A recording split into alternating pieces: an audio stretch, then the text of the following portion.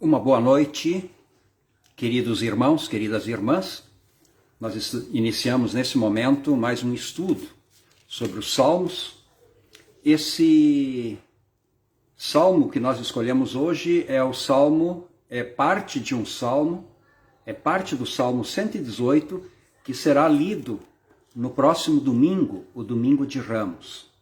E desse salmo, a parte do salmo que nós leremos, e sobre o qual nós agora queremos refletir, são os versículos 19 até 29. Que Deus, então, Espírito Santo, abençoe esse nosso momento de reflexão e que possamos, assim, encontrar na palavra sempre o alento para a nossa vida, encontrar na palavra sempre uma força para continuarmos a nossa jornada e sempre também encontrar na palavra o consolo que Deus nos oferece e que sempre é centralizado na obra de nosso Senhor e Salvador Jesus Cristo. Nós vamos ler o Salmo 118 a partir do versículo 19 e depois vamos fazer uma pequena reflexão versículo a versículo. Abram as portas da justiça para mim. Entrarei por elas e darei graças ao Senhor. Esta é a porta do Senhor, por ela entrarão os justos. Graças te dou porque me escutaste e foste a minha salvação. A pedra que os construtores rejeitaram, essa veio a ser a pedra angular. Isto procede do Senhor e é maravilhoso aos nossos olhos. Esse é o dia que o Senhor fez, exultemos e alegremo-nos nele. Ó, salva-nos, Senhor, nós te pedimos. Ó Senhor, concede-nos prosperidade. Bendito que vem em nome do Senhor. Da casa do Senhor nós os abençoamos. O Senhor é Deus, Ele é a nossa luz.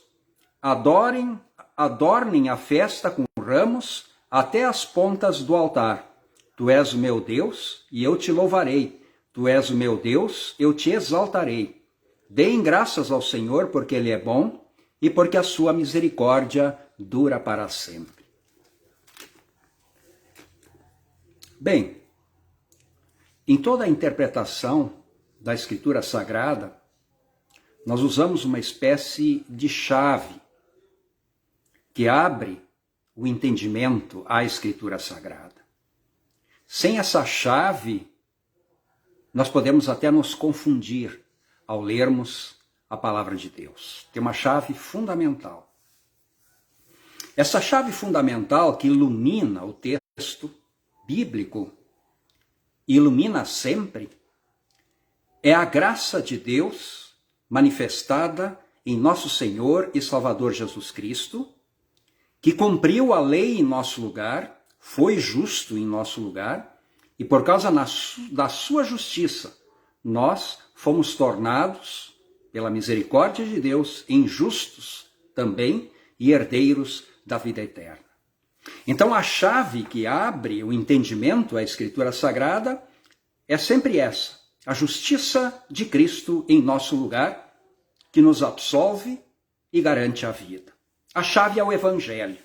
Esse é o centro do Evangelho, o amor de Deus em Cristo Jesus, que cumpriu a lei e foi justo em nosso lugar, abrindo-nos assim a porta da vida eterna. Isso é de fundamental importância. No Antigo Testamento, essa chave existia também. Era sempre a perspectiva do Messias, o Cordeiro de Deus, que viria ao mundo e seria imolado, conforme Isaías colocou e outros profetas também, de uma forma assim bastante clara, de que pelo sacrifício do Messias futuro seriam validados todos os sacrifícios de animais e demais sacrifícios que eram feitos em busca da graça, da misericórdia e do perdão de Deus. Então, sob essa perspectiva, não poderia deixar de ser esta, nós queremos ler aqui, nós queremos meditar, refletir sobre esse salmo. Então, quando ele começa dizendo, abram as portas da justiça para mim, entrarei por elas e darei graças a Deus. Ora, não há outra porta aberta a não ser a justiça de Cristo. Essa é uma porta aberta para todos nós. Nós estamos vivendo um tempo chamado tempo de graça, que é a nossa caminhada por esse mundo. E ao nós caminharmos por esse mundo, sempre estará aberta para cada um de nós a porta da justiça, da justificação que encontramos em nosso Senhor Jesus Cristo. E ao adentrarmos nesta porta, é estabelecido conosco um novo acordo, que nós chamamos uma nova aliança. Deus havia feito uma antiga aliança com o povo, baseada e fundamentada na lei, né, que dizia ao povo para ele cumprir a lei, e se ele cumprisse a lei, Deus seria o Deus deles, e eles seriam o povo de Deus. Santos sereis, porque o vosso Deus sou santo. Mas Deus, ele estabeleceu uma nova aliança a partir de uma nova justiça, uma outra justiça, a justiça de nosso Senhor Jesus Cristo, que ela cobre, então, as nossas injustiças e imperfeições, para que assim sejamos aceitáveis diante de Deus, o nosso Pai. Inclusive, no Salmo, no versículo 24, é dito assim: este é o dia que o Senhor fez, exultemos e alegremo-nos nele. Este é o dia da porta aberta. O dia em que Deus abriu essa porta, e essa porta foi aberta em Cristo Jesus, e essa porta está aberta para nos receber, assim, para o reino de Deus, através da fé. Esta é a porta do Senhor, por ela entrarão os justos. A porta é do Senhor. Jesus mesmo diz: eu sou a porta. Né? Nós podemos bater e ela se abrirá. Então, essa é a passagem para o reino de Deus. Jesus, em outras palavras, ele diz: eu sou o caminho, a verdade e a vida, e ninguém vem ao Pai senão por mim. Então, quando o salmista convida para passarmos por esta porta que está aberta, evidente que aqui, sob a luz do Evangelho, essa porta é a obra de nosso Senhor e Salvador Jesus Cristo por cada um de nós, ao ele cumprir a lei e pagar por nossas injustiças. E aí, o salmista não poderia ter outro sentimento do que esse que ele descreve depois no versículo 21, que é também o nosso sentimento. Graças te dou, porque me escutaste e foste a minha salvação. Deus escutou o clamor do seu povo. Deus escutou o meu clamor. Deus escuta o teu clamor. E o nosso clamor, o maior clamor desses que nós podemos fazer em relação às nossas falhas, é o nosso arrependimento, é a nossa confissão. E a salvação de Deus é a absolvição de todas as nossas culpas. E isso que nos abre as portas, que em outro momento, isso também é chamado de ofício das chaves. É um poder muito especial que Jesus deu aos apóstolos e deu também à igreja, de abrir o céu, né? De abrir o céu, de abrir a porta. Como é que essa porta se abre? Com essa chave. Qual é a chave? É a chave do perdão. Quando o pecador confessa, se arrepende e é perdoado, esse dar o perdão, esse anunciar o perdão, se chama ofício das chaves. Ele abre as portas do reino dos céus. Dar-te-ei as chaves do reino dos céus, disse Jesus.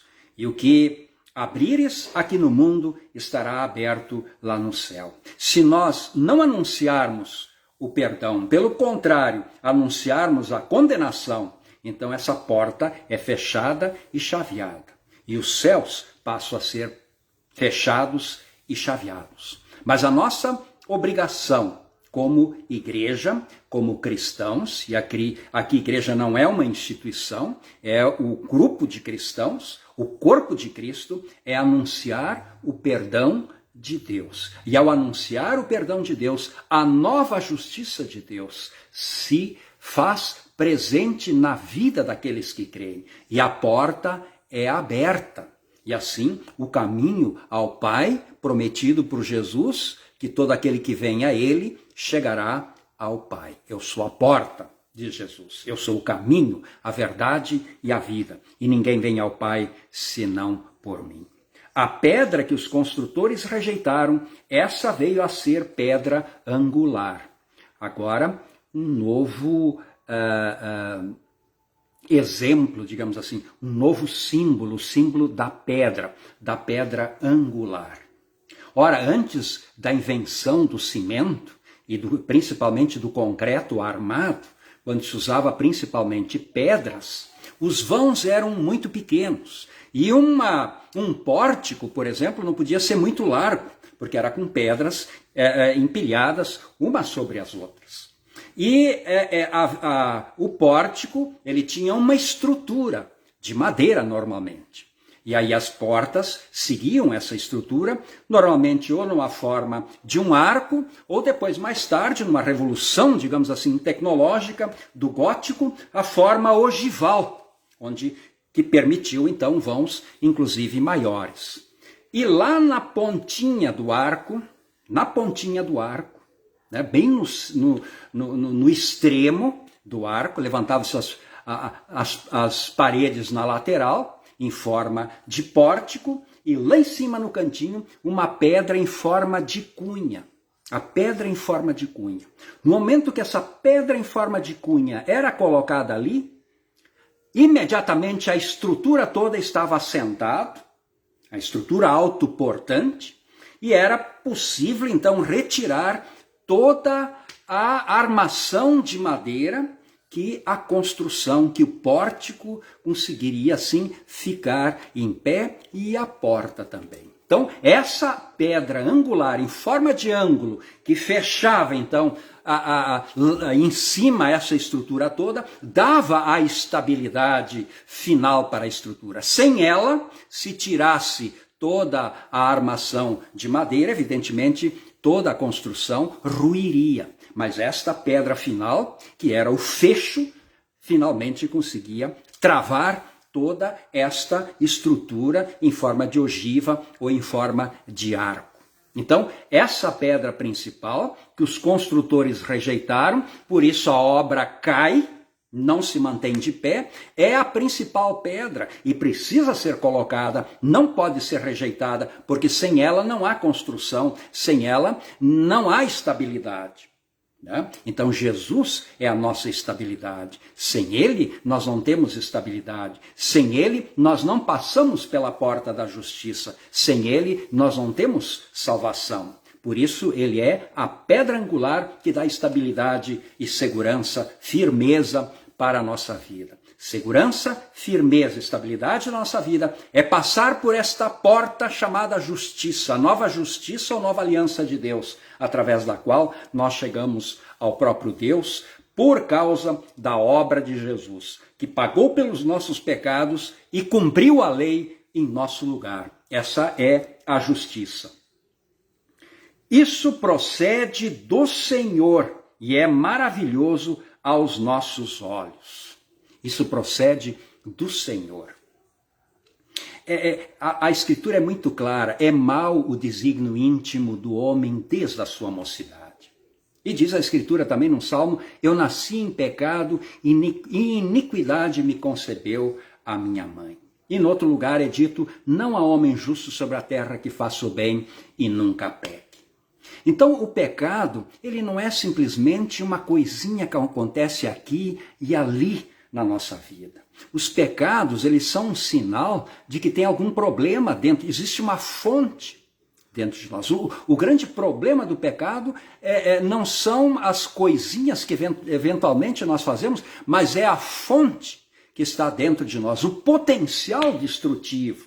e pecador que está dentro de nós. E esse potencial, ele nos desabilita, digamos, de por nossa própria razão ou força chegar a Deus, porque nós estamos mortos. Ora, um morto não consegue nada, né? Seja um morto adulto ou bebê, ele é espiritualmente morto, tem que nascer de novo, disse Jesus para Nicodemos. E o nascer de novo acontece através da fé.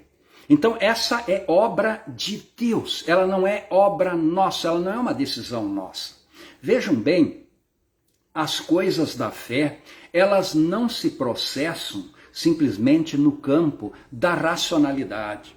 É necessário, para compreender as coisas de fé, nascer de novo. Ora, como é que eu vou compreender que Deus criou céus e terra pela palavra? Eu posso fazer a pesquisa científica mais profunda, mais avançada. Nosso mundo ele pode evoluir ainda por milhares de anos, se Deus assim quiser. Mas nesses milhares de anos ainda, que a ciência tão avançada continuará avançando ainda muito mais, ela nunca vai provar e mostrar de que Deus criou os céus e a terra com o poder da sua palavra. Isso está fora do alcance da ciência, né? Isso é impossível para a ciência. Isso é uma coisa que é criada, é uma convicção criada no nosso coração pelo poder do Espírito Santo, se o tivermos. Então, ao recebermos o Espírito Santo através da palavra, ele nos convence de que a palavra é a verdade. Ninguém mais. Nós podemos até ouvir um belo de um sermão, nós podemos ouvir belos argumentos, mas o que de fato vai tocar o nosso coração não são os belos argumentos, nem a inteligência humana, mas o que vai atingir o nosso coração sempre é a palavra de Deus e vai nos convencer de que ela é verdade. A própria Bíblia é uma discussão muito grande, é palavra de Deus ou não é? As pessoas tentam fazer pesquisa, provar, né? Cientistas fazem escavações, antropólogos, né? Enfim. E aí tem algumas evidências aqui, outras ali, Jesus existiu ou não existiu, né? Vamos procurar evidências lá em Jerusalém, lá na Palestina, vamos ver o que tem lá no Egito sobre Abraão, que teve lá, ou coisa assim, né? Sobre a Arca de Noé também, tentar provar se essa história de fato aconteceu ou não aconteceu, a passagem pelo Mar Vermelho em seco, enfim, as pessoas pesquisam e absolutamente nada desse resultado de pesquisa é suficiente para nos convencer de absolutamente nada. O que nos convence não são os resultados de pesquisa, o que nos convence é a fé. É a fé, ela não pode ser confundida com a ciência, ela está acima da ciência e ela nos revela coisas que estão fora e além da capacidade de nossa razão. Então é coisa que vem de Deus, coisa que vem de Deus direto ao nosso coração através da palavra dele. A obra de Jesus Cristo também é uma coisa maravilhosa, um sacrifício final, mas como saber que isso é verdade? Impossível saber se o Espírito Santo não nos convencer disso. É muito simples. É muito simples. É o Espírito Santo que tem que nos convencer disso. E ele o faz através da palavra. Ora, pela palavra Deus criou céus e terra, por que ele não pode, pela palavra, mexer na nossa cabeça e convencer o nosso coração das verdades dele e do Evangelho? Portanto, esse é o dia que o Senhor fez, alegremos, exultemos nele. É sempre, esse é o dia. Ó, salva-nos, Senhor, nós te pedimos, ó Senhor, concede-nos prosperidade. Evidente que Deus, nessa justiça, nos dá a salvação. E a prosperidade, né, aqui muitos querem prosperidade no sentido pura e simplesmente material. Evidente que Deus, ele nos diz, buscar em primeiro lugar o reino de Deus e a sua justiça, e as demais coisas vos serão acrescentadas. Normalmente nós gostaríamos de ficar rico, ganhar bastante dinheiro, mas com certeza esse não é o maior plano de Deus para a nossa vida. O plano maior de Deus para a nossa vida é nos dar a salvação, para que nós nos preocupemos com as coisas de Deus, com o bom testemunho da fé, através de uma vida digna e justa. E se vivermos uma vida digna e justa, Deus promete sua bênção para que nada falte na nossa mesa, nada falte para os nossos filhos, nada falte para a nossa família. Isso não significa que Ele vai nos tornar ricos e poderosos. Isso é outra coisa. No domingo passado, na leitura do Evangelho, os discípulos 2 chegaram diante de Jesus e disseram: Jesus, que cada um de nós possa depois estar contigo no céu, um à tua direita e outro à esquerda, como as pessoas mais importantes do teu reino. Então, às vezes a nossa ambição nos deixa cegos, como a ambição dos discípulos os deixou cegos. E logo depois que Jesus havia dito que ele teria que ir para Jerusalém, sofrer e morrer e passar por grandes transtornos para então, depois da sua morte, ressuscitar e garantir vida. E os discípulos estavam preocupados com poder e com prestígio. Muitas vezes o poder e o prestígio nos deixam cegos e parece que essa é a única coisa que de fato importa nesse mundo. Quando nós estamos assim, nós estamos nos distanciando de Deus, né? Porque sempre é o demônio que diz assim: ó Jesus, olha para esse mundo, se o Senhor me adorar eu te dou tudo isso.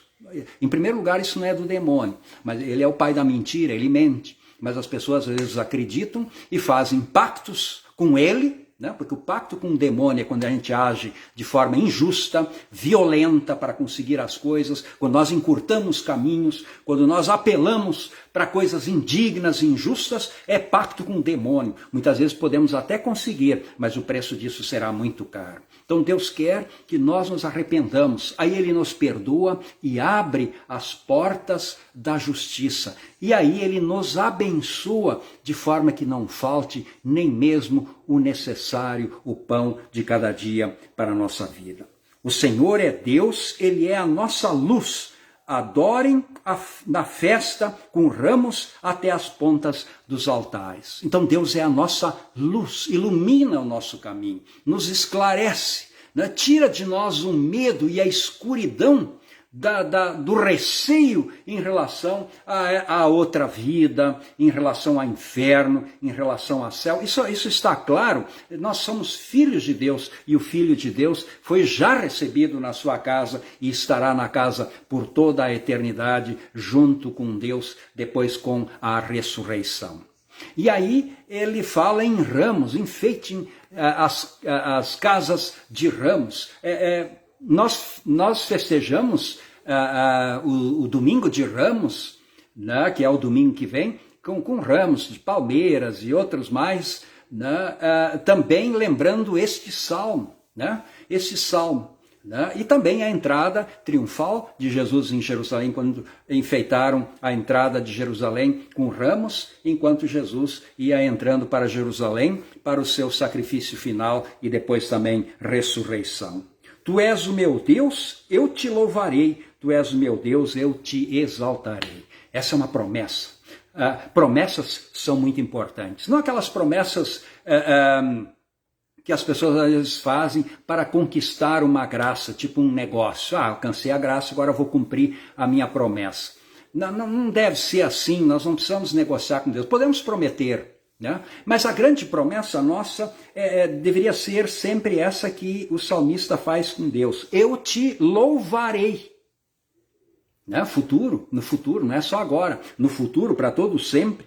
E ele continua, tu és o meu Deus, eu te exaltarei. Exaltar a Deus não é tornar Deus maior do que Ele é, porque isso é impossível. Mas dizer como Ele é importante, dizer para o outro como Deus é importante para a minha vida. Essa é um testemunho. Né? Eu exalto Deus quando eu o testemunho. E aí outras pessoas são atraídas também à fé e nós cumprimos com aquela missão de Jesus, que é ir fazer discípulos de todas as nações, né? Ensinando a guardar as coisas que Ele ordenou aos discípulos e cada um de nós, que é o seu evangelho. Deem graças ao Senhor porque Ele é bom, porque a sua misericórdia dura para sempre.